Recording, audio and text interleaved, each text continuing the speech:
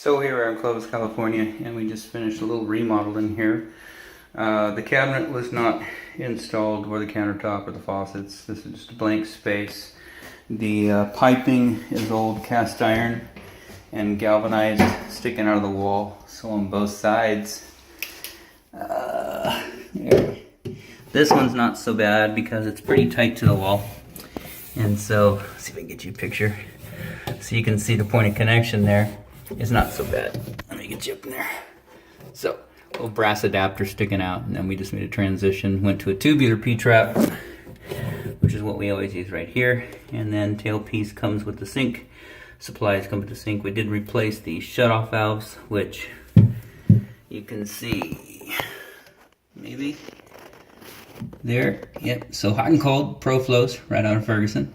And then these supply lines are integrated into the faucets that were supplied by the homeowner.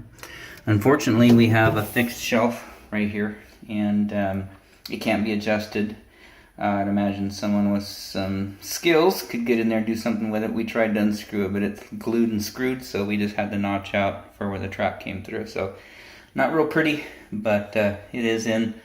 We've tested this faucet out, and no leaks, no runs, no errors. Especially back where the cast iron meets the wall, and then the plastic or tubular P-trap.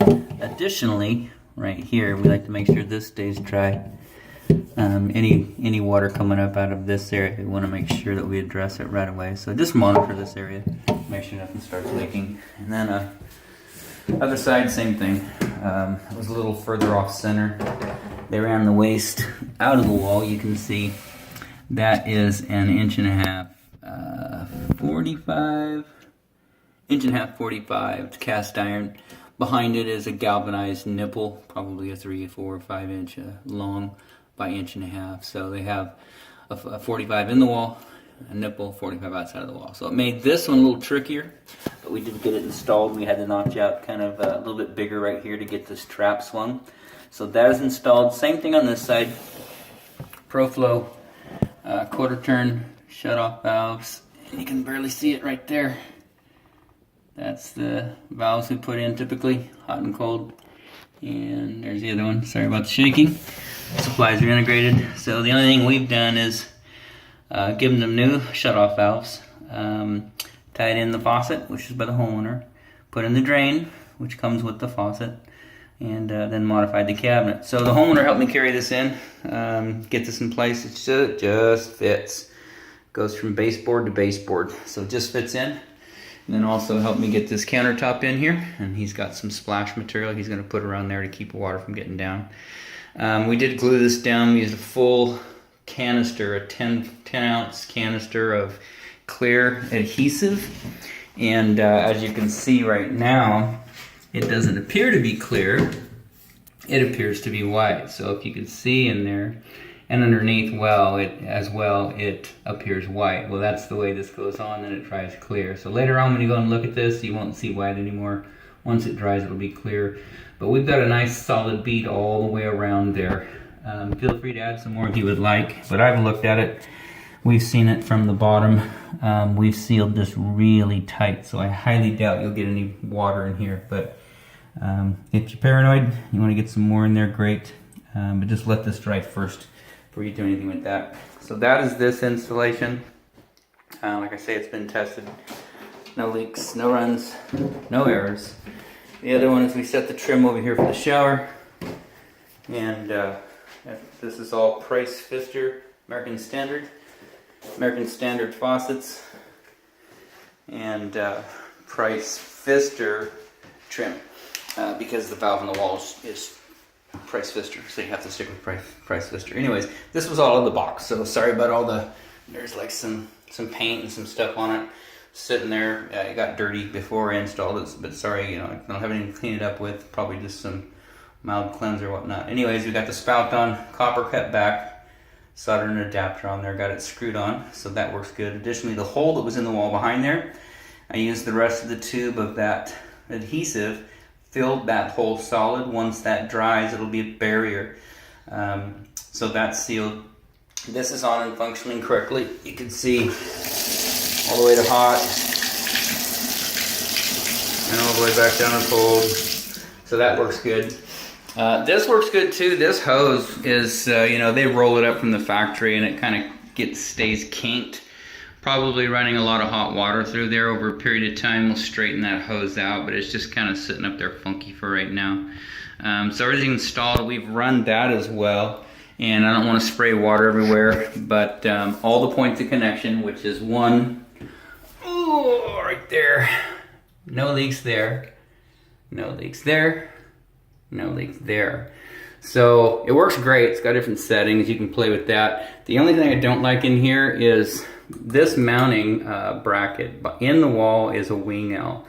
Down there was either just a copper 90 and a stub out, or a copper wing L. And what that means is on the fitting there's a little tab on each side of the fitting that you put a screw in and you mount it to a block, so you've got 2 screws. Up here there was an iron pipe nipple, so there was a wing L in there, but it feels like one tab is broken off, which means this moves substantially. You can see this maybe moves back and forth.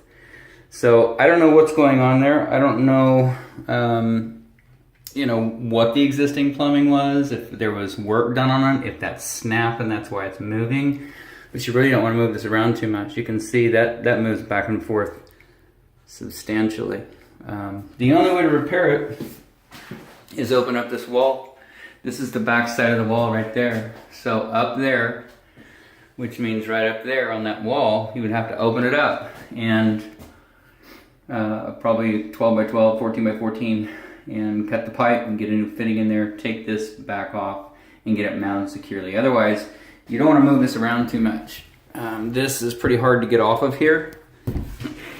This little handle, it's pretty hard to disconnect. It puts a lot of pressure. See that? So a lot of pressure, and then it goes back up in there. Anyways, something going on there, don't know what it is. But the repair is a little costly. It happens from the back side of the wall. So anyways, everything's in according to what we proposed. The extra work was literally, we had to mount these sinks. We got started on it and these sinks weren't even mounted in there straight. So the homeowner and myself glued them in, strapped them in. He verified that he was fine with the centering of the sinks. They're not perfectly centered, but he gave us the thumbs up on it. You can see before it was slid all the way up to one side. We thought it was all assembled, but apparently it wasn't. Anyways, we caught that, got these glued in and strapped from underneath, so these are good. So the extra work was mounting these sinks to the countertop, and then like I showed you, going ahead and modifying the cabinet to accommodate the traps for the sink waste. Anyways, so monitor these areas, make sure you don't have any water leaking, any dripping, any from the water side, from the waste side, anything. Any trouble with it whatsoever, give me a holler. I'll come back out right away and take care of it. Outside of that, this installation is done.